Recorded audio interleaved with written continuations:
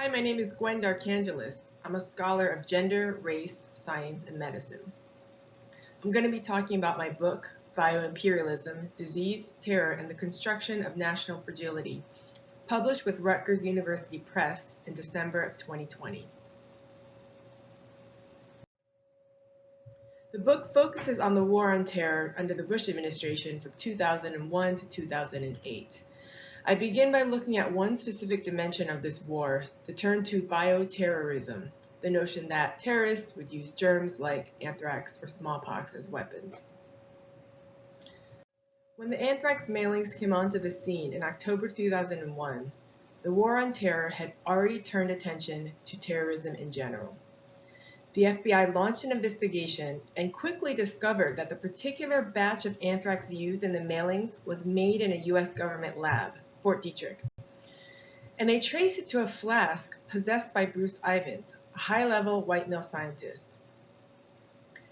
This astounding finding did nothing to bring attention to or accountability for the violence that white men perpetrate. And it did nothing to draw attention to the fact that U.S. labs are researching these dangerous bioweapons.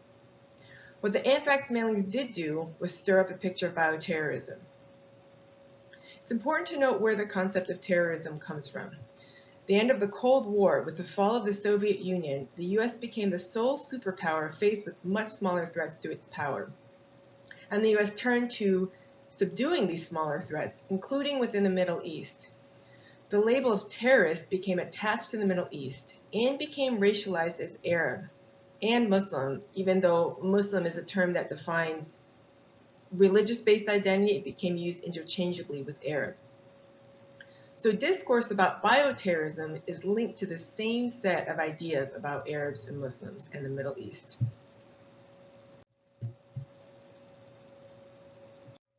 Following the anthrax mailings, there was what I call a bioterror scare. Laws were passed, medical sites published websites about how to recognize bioterror diseases like anthrax, do-it-yourself manuals told people how to prepare for a bioterrorism attack, and there was a ton of mass media covering bioterrorism, and it became the subject of fiction books, movies, TV shows, etc. The bioterror scare had two significant consequences. The first was that the threat of bioterrorism became a political tool of the U.S. government. So in this picture, you're seeing Colin Powell, former Secretary of State under President Bush, talking to the UN Security Council meeting one month prior to the March 2003 invasion of Iraq. So Powell's holding up a vial of white talcum powder, and he's saying that if Iraq possessed this amount of anthrax, it would wipe out New York City. So here you see bioterror is being used to drum up the idea that Iraq is a threat. The second, less well-known consequence of the bioterror scare is on the domestic front. This is a map published by the Sunshine Project that monitored biodefense labs in the U.S. The map shows the post-9/11 mushrooming of biodefense labs across the country.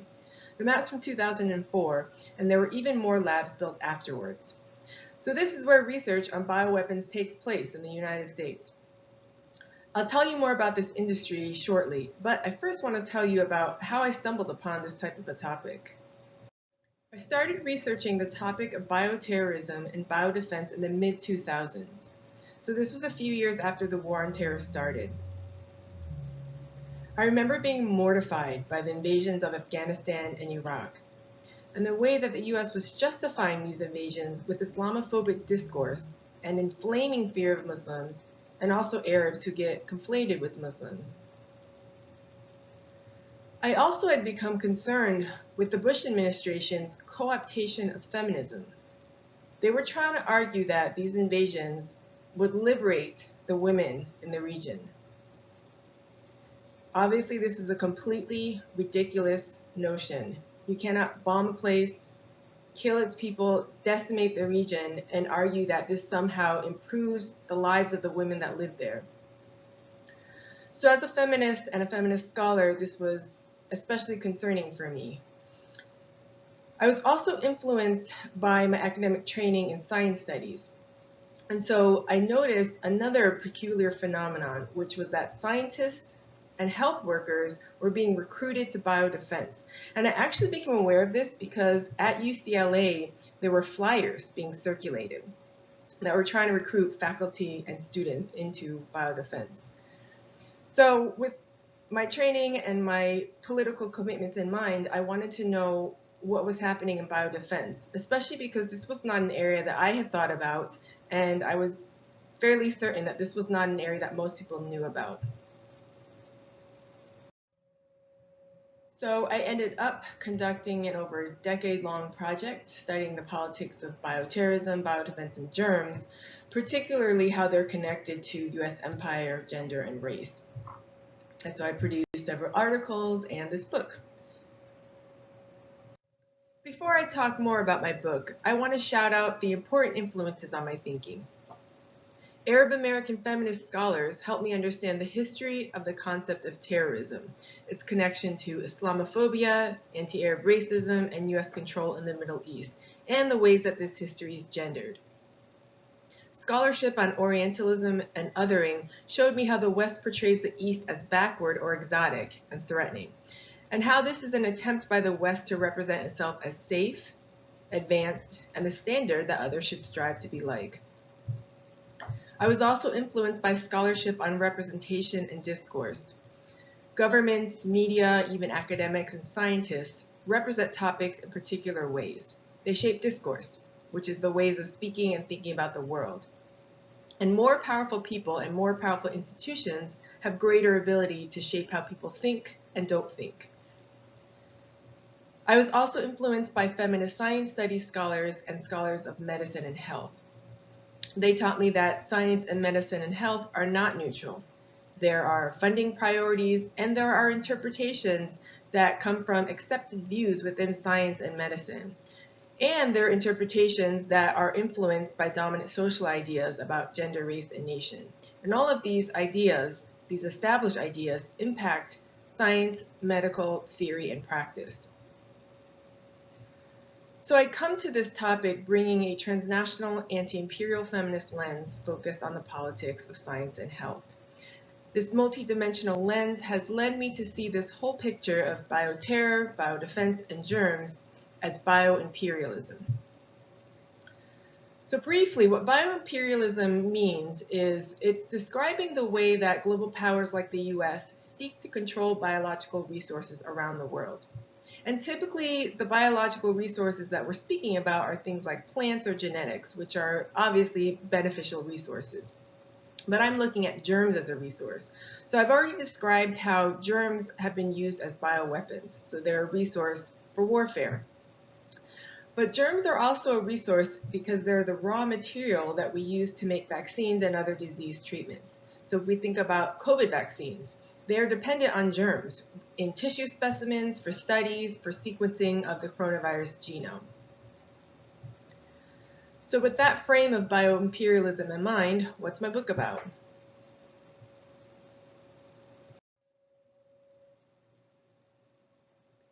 Chapter 1. Here I answer the question of how the idea of bioterrorism was reinforced as a threat to the US. I focus on the role that anti-Arab and Islamophobic discourse and representations played in fomenting this bioterror threat. And I cover 3 figures that US officials, news media, and other national security pundits constructed to inflame this notion of bioterrorism. First, I discuss how depictions of the anthrax mailings drew on ideas of Arab and Muslim men as violent terrorists. Then I look at a figure that US national security pundits came up with in their discussions about bioterrorism. And by came up with, I mean totally made up for the purposes of imagining new scenarios. The smallpox martyr, the suicide infector, suicide carrier, suicide disease bomber. These are all the same figure. And it's meant to describe a person who comes from the Middle East, infects themselves with a germ like smallpox, and sneaks into the US and starts an epidemic.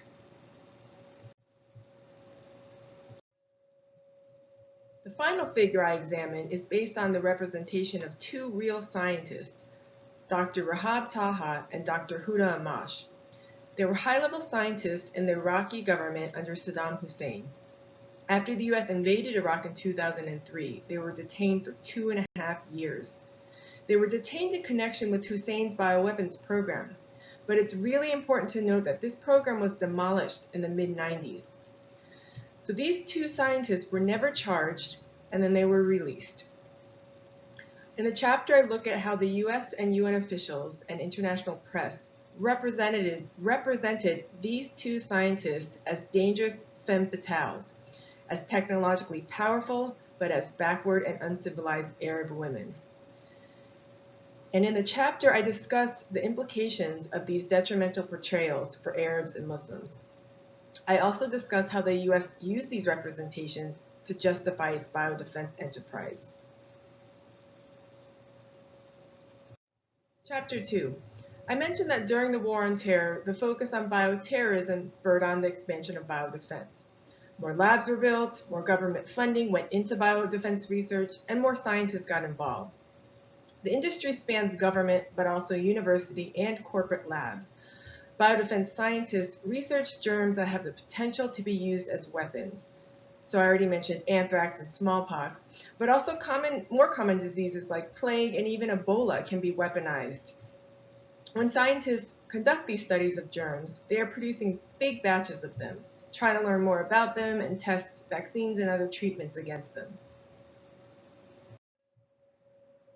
The biodefense industry essentially is biological warfare research.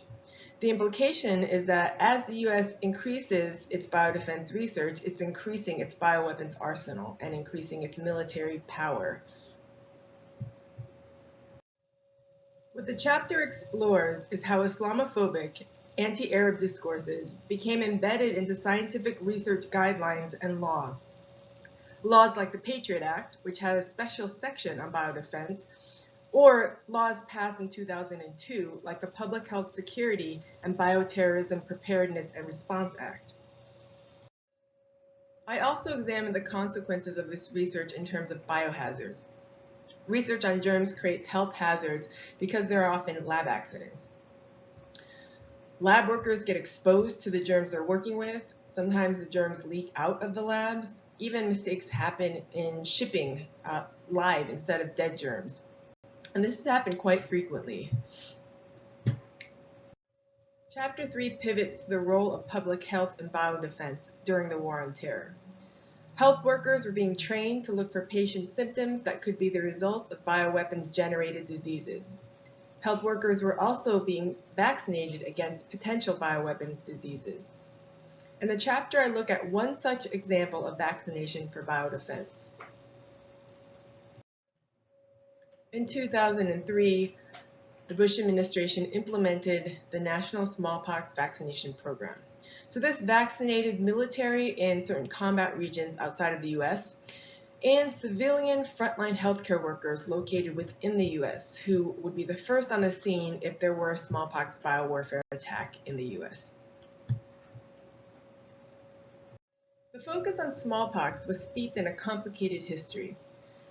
By the early 1980s, internationally, public health had stamped out the disease. It was eradicated from nature. It did not exist anywhere anymore. But in 2003, the smallpox vaccination program was a direct result of US military campaign against Iraq, based on falsified claims that Iraq possessed smallpox and could potentially use smallpox against the United States. In the chapter, I examine how the US government rationalized the smallpox vaccination program by couching it as in part a public health program.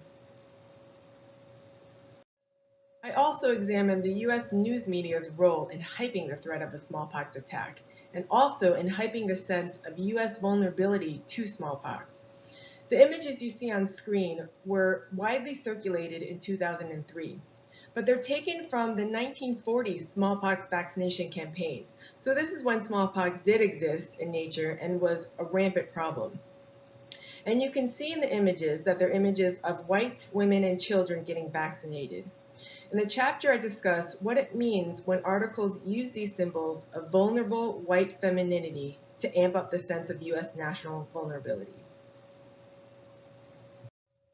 I close out the chapter by highlighting the failure of government rhetoric and news media to convince nurses to comply with the national smallpox vaccination program. Many critiqued it as warmongering and as not at all health-based. Chapter 4 talks about the Bush administration's shift from bioterrorism preparedness to pandemic preparedness by 2005. The pandemic at the time that was the focus was pandemic flu. Some flu strains can become pandemics, and in 2005, there was an avian strain, H5N1, known as bird flu, that many believed had the potential to become pandemic. It actually didn't turn out to be a pandemic, but no one knew that at the time. This was the birth of pandemic preparedness in the United States, and it was part of the War on Terror regime. The US saw pandemics in similar terms as bioterrorism, in other words, as a security threat from a dangerous other, and this time the other was China and Asia more broadly. Planning for pandemic flu was unsurprisingly led by Health and Human Services, but also Homeland Security and the Department of Defense. Like today, pandemic preparedness in 2005 was full of inequities. Global powers hoarded vaccines and treatments for flu. They had contracts with pharmaceuticals, bought up the supplies, and left countries in the global south without access to treatments. And actually the problem was worse in 2005 because H5N1 flu was not pandemic. So the US had 0 cases of H5N1, but could access supplies for the disease. And then you had countries like Indonesia that were very hard hit by H5N1. They could not get the supplies to treat their population who were actually afflicted by the disease.